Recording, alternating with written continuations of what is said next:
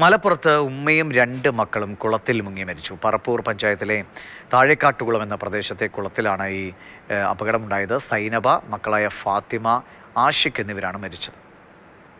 മലപ്പുറം വേങ്ങര പറപ്പൂർ പാടത്തെ കുളത്തിലാണ് ഉമ്മയും 2 മക്കളും മുങ്ങി മരിക്കുന്ന ഒരു സംഭവം ഉണ്ടായത്. ഇന്ന് ഉച്ചയോടുകൂടിയാണ് ഇവർ ഈ ഉമ്മയും മക്കളും ഇങ്ങോട്ടേക്ക് അലക്കാനും കുളിക്കാനും ഒക്കെ എത്തിയതായിട്ട് ഇവിടെയുള്ള നാട്ടുകാരൊക്കെ പറയുന്നത്. എന്നാൽ പിന്നീട് ഇവരെ 3 പേരെയും മരിച്ച നിലയിൽ കണ്ടെത്തുകയായിരുന്നു. ആദ്യം ഒരാളുടെ മൃതദേഹം കുളത്തിൽ കണ്ടു. അത് കണ്ടതിനെ തുടർന്ന് പിന്നെ വീണ്ടും തിരച്ചിൽ നടത്തി. ആ തിരച്ചിലാണ് മറ്റു 2 പേരെയും കണ്ടെത്തിയത് എന്നാണ് പ്രാഥമികമായി മനസ്സിലാക്കുന്നത്. ഒരു അതിഥി തൊഴിലാളി ഉണ്ടായിരുന്നു. ആ അതിഥി തൊഴിലാളിയാണ് ആദ്യം ഇത് കണ്ടത്. ഇവിടെ തന്നെ പറപ്പൂരിൽ തന്നെ താമസിക്കുന്ന സൈനബ, അവരുടെ മക്കളായിട്ടുള്ള ഫാത്തിമ, ഫർസീല, മകൻ ആഷിഖ് എന്നിവരാണ് 3 പേരാണ് ഇതിൽ മരിച്ചിട്ടുള്ളത്. പോലീസൊക്കെ എത്തിയതിനു ശേഷം മൃതദേഹം പുറത്തെടുത്തിപ്പോൾ ആശുപത്രിയിലേക്ക് മാറ്റുകയും ചെയ്തിട്ടുണ്ട്. ഒരു 2 മണിക്ക് ശേഷമാണ് അവർ ഇവിടെ കുളിക്കാൻ വന്നത് പറഞ്ഞത്. ഒന്നിനു ശേഷം അവർ കുളിക്കുന്നത് ഇവിടെ കണ്ടിട്ടുണ്ട്.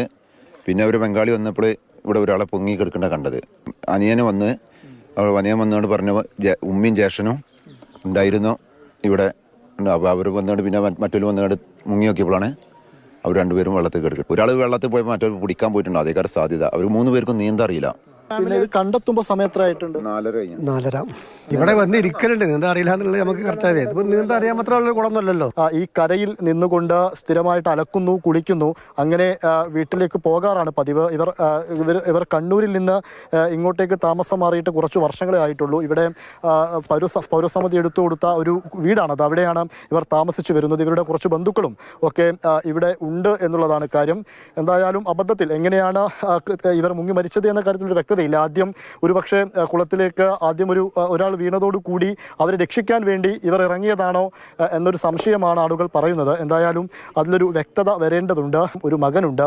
ആ മകനാണ് ഇനി ആ വീട്ടിലുള്ളത്. ബാക്കി പോസ്റ്റ്മോർട്ടം നടപടികളുമൊക്കെ തൊട്ടടുത്ത ആശുപത്രിയിൽ പൂർത്തീകരിക്കണം. ആ പോസ്റ്റ്മോർട്ടം റിപ്പോർട്ട് കൂടെ പുറത്തു വന്നാൽ മാത്രമേ കൂടുതൽ കാര്യങ്ങൾ വ്യക്തമാവുകയുള്ളൂ. ക്യാമറമാൻ അനീഷ് തോട്ടക്കാടിനൊപ്പം ഇംതിയാസ് കരീം, മാതൃഭൂമി ന്യൂസ്, മലപ്പുറം.